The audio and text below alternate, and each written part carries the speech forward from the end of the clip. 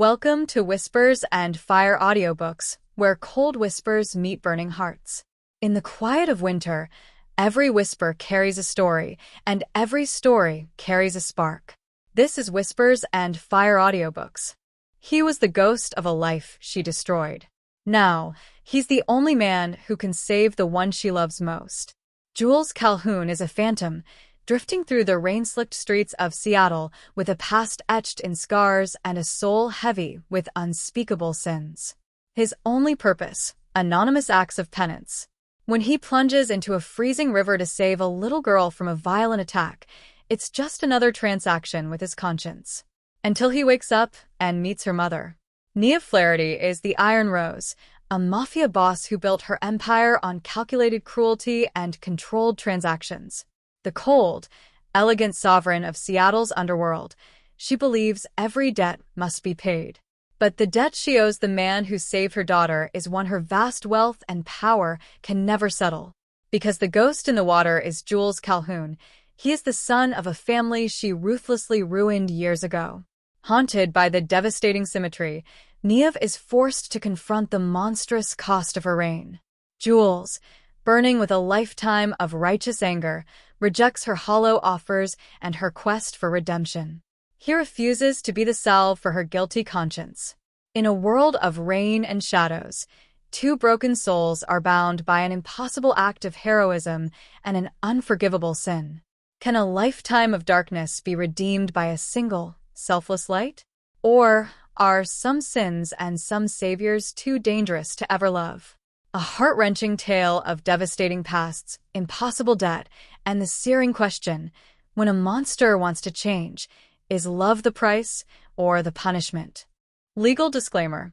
This novel presents a work of fiction. The story, including all characters, plot lines, and settings, is completely fabricated and not based on any specific real-life individuals, historical events, or actual locations, past, present, or future.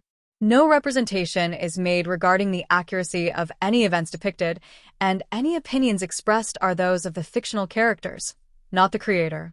This story is for entertainment purposes only. Content warning and resources. Pinned by creator J. H. D. Langren. This novel discusses mature themes including trauma, PTSD, past suicidal ideation, domestic violence, and institutional corruption. If these topics are difficult for you, please prioritize your well-being. You are not alone. If you or someone you know is struggling, please reach out for help. Every country has local support lines. Check your region's emergency and mental health services for the most accurate numbers. Remember, help is available worldwide. If your country isn't listed, please search online for local hotlines or emergency services in your area. You deserve support and safety. Dear readers, before you step into the rain-soaked, shadowed world of Seattle's underworld, a word. This story is not a fairy tale. It is a collision. It's about the wreckage left in the wake of power and the fragile, almost foolish, hope that grows in the cracks. You will meet Jules Calhoun, a man who has walked through hell and carries its ashes in his soul. He is not a typical hero. He is broken, angry, and his moral compass is scarred but stubbornly pointed toward a flicker of light. You will meet Niamh Flaherty, a woman who built a fortress of ice and callousness to survive, only to find herself frozen inside it. She is not a villainess to be easily redeemed, but a force of nature learning the cost of her own storm. Their story is one of searing emotional angst, morally gray choices, and the painful, slow crawl toward something that might be grace, or might just be a quieter form of damnation. It explores the weight of the past, the impossibility of true repayment, and the terrifying vulnerability of allowing yourself to be seen by the one person who has every reason to despise you. If you are here for the intense, slow-burn tension of enemies to lovers, complex, flawed characters who are their own worst adversaries, redemption arcs that are earned with blood, sweat, and tears, not just a simple "I'm sorry." Lastly, an atmosphere of romantic suspense where the heart is the most dangerous battleground. The question of whether love can exist in the soil of past ruin, then you are in the right place. Content note: this story contains mature themes, Depictions of past trauma and violence, it's not graphically explicit, emotional and psychological anguish, and morally ambiguous characters making difficult choices. It is intended for an adult audience. Prepare for a journey that is less about a sweeping, gentle romance, and more about two shattered mirrors trying to reflect a sliver of light back at each other. The path is dark, the rain is cold, but within the storm, there is a pulse of something fiercely, stubbornly human. Turn the page if you dare. The ghosts are waiting. Thank you for joining me on the journey. J. H. D. Langren. The Ghost in the Water. The cold in Seattle was a different breed. It didn't bite, it seeped. It oozed from the steel-gray sky, from the slick, rain-blackened streets, and most of all, from the churning, leaden heart of the Duwamish River. Jules Calhoun felt it in his bones, a familiar ache that had less to do with temperature and more with the permanent winter in his soul. He stood on the pedestrian walkway of the South Michigan Street Bridge, a spectral figure in worn leather and silent observation. The collar of his jacket was turned up against the drizzle, his hands buried in his pockets. His eyes was the pale, weathered blue of a desert sky after a sandstorm scanning the riverbank below with a practiced, dispassionate intensity. He was a watcher. He was a noticer. It was his only remaining purpose. To observe the flow of human chaos and, on rare occasions when the calculus of his personal penance demanded it, to intervene. He saw the black SUV with tinted windows idling near the water's edge, a malignant beetle on the wet asphalt. He saw the man in the cheap suit. He was a bodyguard out of his depth, his posture screaming anxiety, ushering a small, bundled figure towards a waiting sedan. The child, a little girl, was a splash of vibrant pink rain boots against the gloom. Jules's systems, honed in the dust of the Kalahari and the blood-soaked mud of Africa, went to a quiet, humming alert. The scenario was wrong. The angles were off. The bodyguard kept checking his phone, his head on a swivel, but he was looking at the street, not at the thicket of industrial shrubs to his left. The shot, when it came, was a sharp, ugly crack that tore the damn morning air. The bodyguard jerked, a crimson flower blooming on his chest, and collapsed.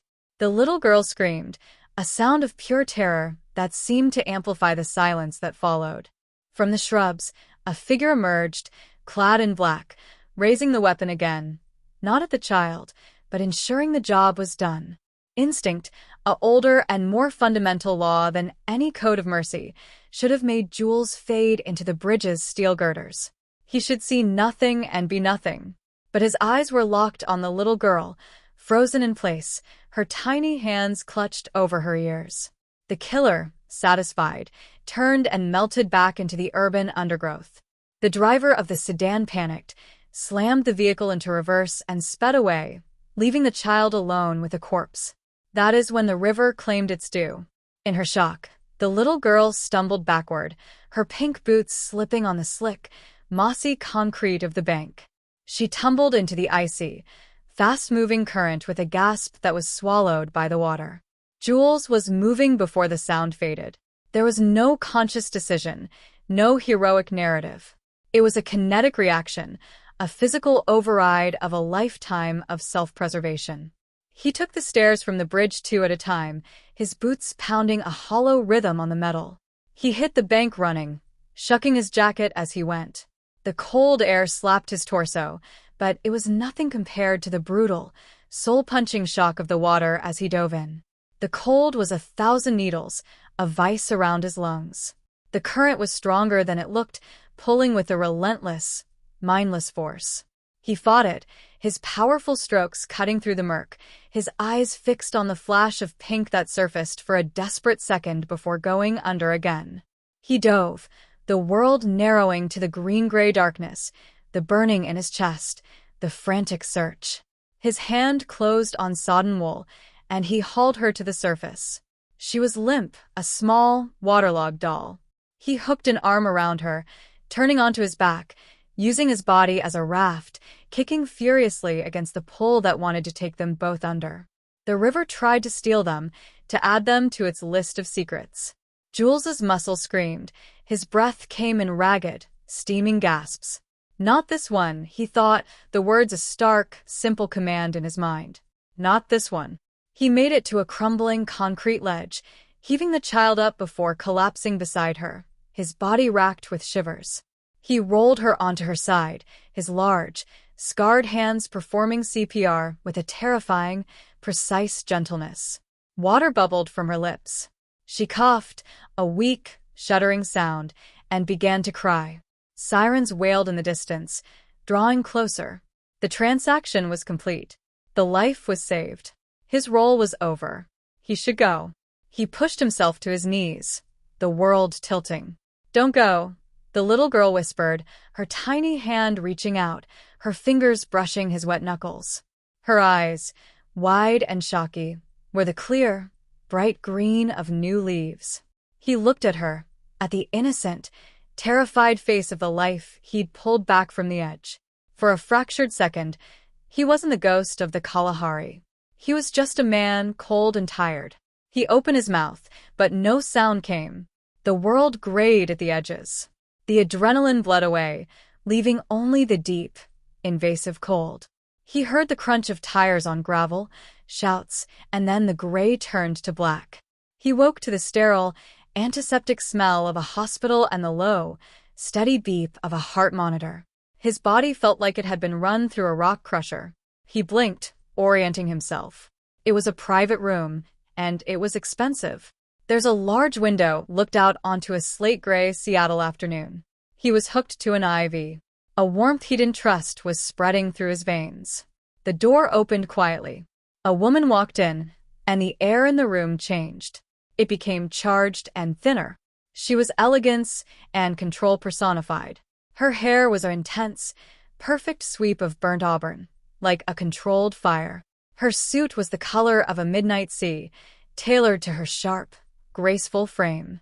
Her face was pale, beautifully composed, and her eyes were the same clear, frost green as the little girl's in the river.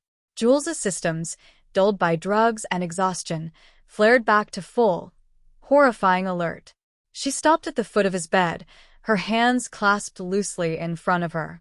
She studied him with an unnerving, analytical calm. "You're awake," she said. Her voice was low, measured, and carried the weight of unquestioned authority. "The doctors say you'll make a full recovery. You are suffering from hypothermia and exhaustion. You've been out for 12 hours. He said nothing. He just watched her, the ghost in him rising, silent and deadly. "You saved my daughter's life," she continued. Ain. "She's sleeping down the hall. She's unharmed, thanks to you." She took a step closer. "I am in your debt. A debt I intend to repay. Name anything. Money. A new identity. A place anywhere in the world. It's yours." Jules finally found his voice. It was rough from the river water. "I don't want anything from you." A faint, almost imperceptible frown touched her brow. "That's not how this works. You intervened. You risked your life. There must be a compensation. A balance. Balance." He repeated the word, tasting its bitterness. He pushed himself up on the pillows, ignoring the protest in his muscles. He looked at her. He really looked past the expensive suit and the regal poise, searching for the monster he knew lived beneath. "You don't recognize me, do you?" Her green eyes narrowed slightly, scanning his face. She saw the scar, the broken nose, the eyes that held too much empty sky. A flicker of something, not recognition but unease, passed through them. "Should I?" "Calhoun," he said, the name a bullet in the quiet room. Jules Adam Calhoun. The name hung between them. For a long silent time, there was nothing. Then, a microscopic crack appeared in her porcelain composure. A slight paling of her already pale skin. A minute tightening of the tendons in her slender neck. Her eyes, however, remained locked on his, turning to glacial ice. "Calhoun," she breathed, the word barely a sound. "My father was Robert Calhoun," Jules said, his voice flat, devoid of the rage that was a white-hot forge in his gut. "Decent mechanic. Terrible judge of character. He did some work for your family. Then he was arrested for trafficking stolen automotive parts. Parts that were planted in his shop by a man named Seamus Fallon, who reported to a young, ambitious lieutenant named Niamh Flaherty. The conviction was swift. He hanged himself in his cell after 6 months. He saw her absorb the information, her mind working behind those frozen eyes, accessing files, connecting dots. She didn't deny it. She didn't flinch. That was almost worse. My mother, Jules continued, the flatness in his voice beginning to fracture, couldn't handle the shame, the debt, the whispers. She took a bottle of pills 2 weeks after the funeral. I was 17. I joined the army to get the hell away from the ruin you left behind. Now, something shifted in her face. Not guilt, but a dawning, terrible comprehension. The universe's cruel punchline. The man who had saved her heart, her ain, was the ghost of a family she had casually erased to solidify her territory a lifetime ago. It was a transaction she had long forgotten, a minor line item in her rise to power, now presenting its bill with catastrophic interest. Jules, she began, and for the first time, her voice held a tremor, a loss of that absolute control. Don't, he cut her off, the word sharp as a flint strike. You don't get to say my name. You offered me a debt. Here's the balance. You destroyed my family. I saved your daughter. We're square. Now get out. He turned his head away, staring out at the relentless rain streaking the window. The act of dismissal was absolute. He felt her stillness, a statue of shock and calculation. He heard the soft intake of her breath, a sound she would never normally allow. For several seconds, she didn't move. Then, the soft whisper of her expensive shoes on linoleum as she turned and left the room. The door clicked shut with a finality that echoed in the sterile silence. The transaction was complete, but nothing felt square. The past was a live wire, freshly unearthed, sizzling between them. The weight of a crown. Niamh Flaherty did not go to her daughter's room. She walked past it, a figure of composed devastation, and entered a vacant family lounge. She closed the door, leaned her back against it, and for the first time in over a decade, she felt the world spin off its axis. Jules Calhoun. The name was a tombstone from a graveyard she'd paved over to build her empire. She remembered Seamus Fallon's report. A mechanic, stubborn, refusing the protection fees for his little shop. A simple example needed to be made. A lesson in consequence for the whole street. She'd approved the plan with a nod, her mind already on the zoning permits for the new mixed-use development that would replace those dilapidated garages. She hadn't thought about the mechanic's wife. She certainly hadn't thought about a son. And now that son was a man who moved like a predator and had eyes as dead as winter, a man who had plunged into a freezing river without a second thought. For Ain, her hands, usually so steady, trembled. She clenched them into fists, her nails, they were manicured and perfect, digging into her palms. The sharp pain grounded her. A threat foreseen is a threat disarmed. But how could she have foreseen this? This was karma of a particularly savage design. Her phone buzzed. Lorcan, her younger brother. Status? The text read, Ain safe. Complication. Handle the cleanup on the riverbank. No loose ends. She typed back, her fingers cold. The shooter? Lorcan replied. Find him. I want to talk to him before he ceases to be a problem. The old Niamh, the sovereign, was reasserting control through the keyboard. But inside, the foundation was cracked. She returned to Ain's room. Her daughter was sleeping, her red hair fanned out on the pillow, her small face peaceful under the watchful eye of Royson McGrath, the family doctor. Royson looked up, her kind, intelligent eyes missing nothing. She's fine, Niamh. Truly. She's in shock, but resilient. Thanks to that man. Royson paused. He's an interesting character. Refused painkillers stronger than ibuprofen. His vitals are freakishly strong for someone who nearly drowned. Who is he? A ghost, Niamh murmured, her eyes on Ain. He asked to be discharged an hour ago, Royson said gently. Against medical advice. I couldn't legally hold him. He signed the forms and left. Of course he did. He wouldn't stay in a place she had provided. He wouldn't accept a blanket, let alone a life debt. The rejection was a new, acid sensation in her chest. For the next week, Niamh operated on two parallel tracks. One track was the efficient machine of the Iron Rose, directing the hunt for the failed assassin. He was a freelance idiot hired by a rival from Portland, swiftly and messily dealt with, reviewing security protocols with a furious, cold precision that made her men nervous, and attending board meetings for Flaherty Holdings where her sharp, incisive comments belied the turmoil within. The other track was a silent, obsessive shadowing. She had Jules Calhoun found. It wasn't difficult. He wasn't hiding. He was living in a single-room occupancy hotel in the International District, a place that smelled of stale cigarette smoke and despair. He worked cash day jobs, unloading fishing boats at dawn, moving furniture, breaking up concrete with a jackhammer. He was a specter of labor, moving through the grimy underbelly of the city she ruled from her penthouse, a penthouse that now felt like a gilded cage. She watched security footage of him working, the lean muscles of his back corded with effort, his face an expressionless mask. She read the sparse report.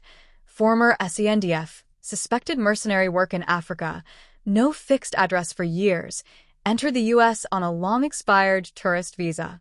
A true ghost, and she had made him that way. The debt was not square. It was an open, bleeding wound. Her carefully balanced ledger of controlled transactions was screaming in error. She had taken a family. He had given back a child. The scales were not balanced. They were destroyed. The compulsion to see him, to speak to him, became a physical ache. It wasn't just guilt. It was a furious, desperate need to explain, to make him understand the machinery of her world. To what? Absolve herself? No. He'd made it clear he wouldn't be her priest. The feeling was darker, more confusing. It was a pull, a fascination with the one variable she couldn't solve, the one man who saw her not as a queen or a threat, but as a historical catastrophe. She found him one evening, a week after the river. The rain was falling again, a cold, persistent drizzle that turned the city into a blur of taillights and neon reflections. He was leaving a hardware store, a small bag in his hand. He was heading towards the bus stop. He moved through the rain like he moved through everything, absorbing it and ignoring it. She stepped out of the shadow of a building, her Burberry trench coat beaded with moisture. Jules. He stopped. He didn't startle. He simply turned, his pale blue eyes finding her in the gloom. In his worn work clothes, damp with rain, he looked more real, more powerfully present than he had in the hospital bed, and he looked more dangerous. I said we were square, he stated, his voice flat. We're not. She took a step forward. The rain pattered on her umbrella, a private drumbeat. You think what I did was mindless cruelty. It wasn't. It was business. Your father was in the way of a project that employed 200 people, that cleaned up a blighted block. And that justifies murder and ruin? There was no heat in the question, just a profound, weary disgust. It was transactional, she insisted, the word her lifeline. He was a piece on a board. I didn't know it would break your mother. I didn't know about you. Does that make it better? There was a flicker of emotion, a spark in the dead blue of his eyes. Your ignorance is your excuse? You built your kingdom on the bones of people you couldn't be bothered to see. You're not a queen, Flaherty. You're a demolition crew with a spreadsheet. The verbal blow landed with the force of a physical one. She had been called many things, bitch, monster, and boss, but never something so contemptuously mundane. A demolition crew. She swallowed, the rain cold on her heated face. I am trying to repay a debt, she said, her voice hardening, the Iron Rose reasserting itself. Name your price. 1 million. 5. A clean passport. A quiet life, somewhere warm. He laughed. It was a short, harsh sound utterly devoid of humor. You still don't get it. You think everything is a price. My father's life had a price. My mother's tears had a price. My childhood had a price, and now you think my act has a price. He took a step towards her, and despite herself, she held her ground. Her guards appeared behind her from the shadows, when he stopped. He loomed over her, his presence a wall of contained violence and desolation. I didn't save your daughter for a transaction. I didn't do it for you. I did it because it was the right thing to do. Something your world of balances and spreadsheets will never understand. You can't buy that. You can't balance it. You can only live with the fact that the man who gave you back your reason to breathe is the man whose reason to breathe you took away. The truth of it, laid bare in the raining dark, was devastating. It wasn't about forgiveness. It was about the unbearable symmetry of their pain. "Then what do you want?" she whispered, the plea slipping out, raw and unbecoming. "I want you to live with it," he said, his voice dropping to a gravelly whisper that was more intimate than a shout. "I want you to look at your daughter and remember my mother. I want you to sit in your penthouse and feel the ghost of my father in your bones. I want your sorry to choke you every single day. Because sorry doesn't rebuild a life. Sorry is just the sound a guilty conscience makes to try and sleep at night. Don't use me for your redemption story. You don't get one." He turned and walked away, melting into the rain and the shadows, leaving her standing alone under her expensive umbrella, the weight of his curse settling on her shoulders like a mantle of lead. The dismantling. Jules went back to his room, to the silence and the smell of mildew. He stripped off his wet clothes, his hands steady, his mind a battlefield. Confronting her had unleashed the ghosts he kept chained in the deep desert of his soul. The memory of his mother's vacant eyes, the official notification of his father's suicide, the hollow, directionless rage of a 17-year-old with nothing left to lose. He had wanted to hurt her, to shatter that icy control, and now he had. He'd seen it in the green fracture of her eyes. But the victory tasted like ashes. He saw the little girl's face, Ain, so like her mother's, yet utterly innocent. He had saved her. For what? To be raised by a woman who saw people as line items? The thought sickened him. He lay on the thin mattress, staring at the water-stained ceiling, listening to the drip of a leaky faucet. The ghost was restless. The mission, the drift, and what he observed, the occasionally intervene, felt hollow. He had intervened in a way that tethered him to a past he'd run from for decades. He was no longer a specter. He was a man with a name she knew, living in a city she owned. Meanwhile, in the penthouse atop the Astor Tower, Niamh was undergoing a silent collapse. She dismissed her staff. She stood in the floor-to-ceiling window wall, looking down at the glittering, rain-smeared city. Her kingdom, built on the bones of the Calhouns, and who knew how many others. Ain was asleep in the next room, guarded by a new, hyper-vigilant detail from Fair Security. Her daughter, her miracle, her only soft place. Saved by Jules Calhoun. His words echoed. "You don't get a redemption story." Was that what she was trying to craft? A narrative where her guilt was washed clean by his heroic act? Was her offer of money just another transaction, a way to settle the account and silence the screaming in her soul? She thought of her own mother, Kiva, the strategist. "Power is protection, Niamh," she'd say. "Sentiment is a crack in the armor." Niamh had welded the armor shut, over her grief for her murdered husband, over her fears for her unborn child. She had become the armor, and what had it made her? A demolition crew with a spreadsheet. The truth was a cold, drowning tide. Her strength, her control, her ruthless efficiency, it wasn't strength at all. It was cowardice. It was a refusal to feel the full, horrifying weight of her choices. Jules Calhoun, the ghost, felt more than she ever allowed herself to. He carried his dead with him every day. She had buried hers under layers of concrete and steel. She walked to Ain's room. Her daughter slept, clutching a stuffed owl. This child, this perfect, innocent heart, was the only truly good thing she had ever built, and she was raising her in a fortress of corruption, teaching her to be a queen of ashes. Jules was right. She didn't get a redemption story. Not from him. Redemption wasn't something one person could grant another. It was something you built, brick by painful brick, with no guarantee anyone would ever see the structure. She couldn't change the past. She couldn't bring back Robert Calhoun or soothe his wife's despair. She could never give Jules back his stolen life. But she could change the future. For Ain, the realization was not a lightning bolt, but a slow, tectonic shift. The sovereign was abdicating. Not her power, that would be suicide, but her purpose. She would no longer be the Iron Rose, growing her empire for its own sake. She would be the guardian of a single, precious life, and to be a worthy guardian, she had to dismantle the poisonous world she'd created. It would be the hardest thing she had ever done. It would mean untangling herself from alliances with men like Cormac Driscoll, turning on rivals like Seamus Fallon who knew too many of her secrets, divesting from the lucrative gray areas that fed fair security. It would mean risking everything, including her wealth, her safety, her very life, in a war of attrition against her own creation.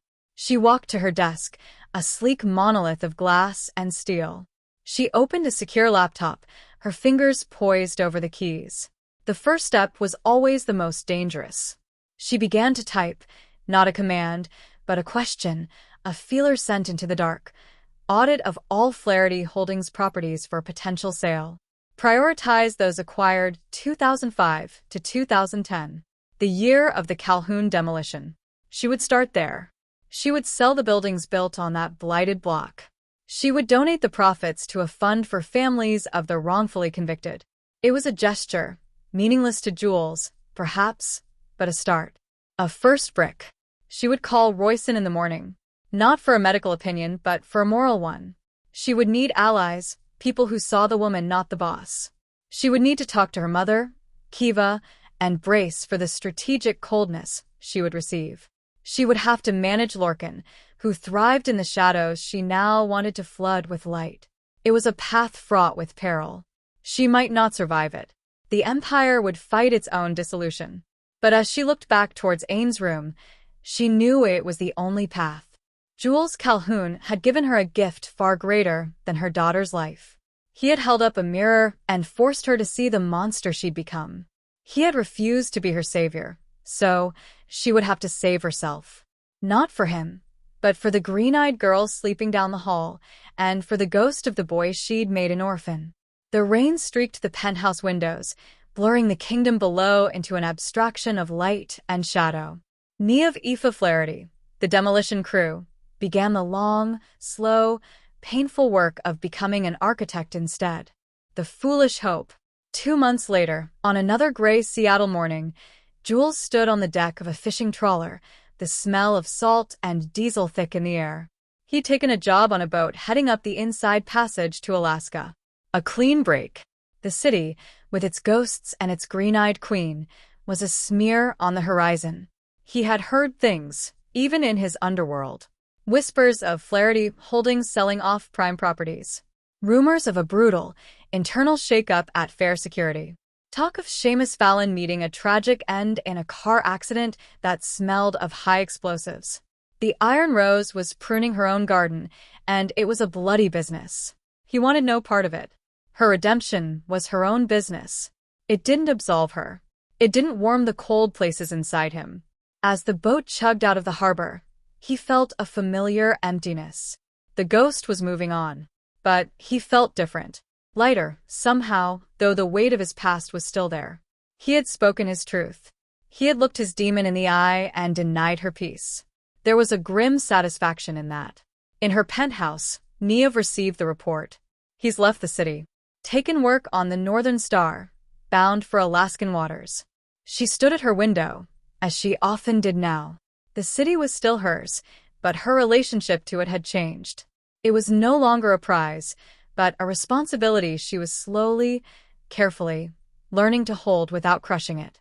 On her desk was a draft proposal to convert one of her old warehouses into a community center and legal aid office for the International District. It would lose money. It was a start. She walked to Ane's room. Her daughter was coloring, her tongue poked out in concentration. "Mama," Ane said, not looking up. "Will the man who pulled me from the water be okay?" Niamh's breath caught. She knelt beside her daughter. "Why do you ask, my love?" Ane shrugged, coloring a sun-bright yellow. He looked sad and cold. "I hope he finds a warm place." Niamh closed her eyes, the simple, profound empathy of her child a blade and a balm. "I hope so too," she whispered. "I hope so too." It was a foolish hope. The world was cold, and Jules Calhoun was a creature of winter. But as she held her daughter, Niamh clung to that foolishness. It was the only kind of hope she had left. The kind that started not with a transaction, but with a whispered wish on the wind, sent after a ghost into the vast, unforgiving sea. If this story of ghosts and roses, of past sins and foolish hope, moved you, if it made you feel that ache, that tension, that need to know what happens next, then you are the reason stories like this get told. Do not let this story become a ghost. Give it life. Let it breathe. Share it with someone who craves this depth of emotion. Leave a like to tell the algorithm and me that these characters matter, and most importantly, subscribe to the channel and tap that notification bell. Why the bell? Because this isn't the end. New worlds are waiting to be built. New hearts are waiting to be broken and mended. When you ring that bell, you become more than a listener. You become a part of this storytelling circle. You get the first whisper of the next tale, delivered directly to you. Don't miss a single one. From the bottom of my heart, thank you for your time, for your imagination, and for sharing this space with these characters. Your support is the only reason I can do this. Now go be the echo. Share, like, subscribe, and ring that bell. Comment on the story. What did you enjoy the most about the story? Do you think Jules Calhoun was right to walk away? I'll see you in the next story.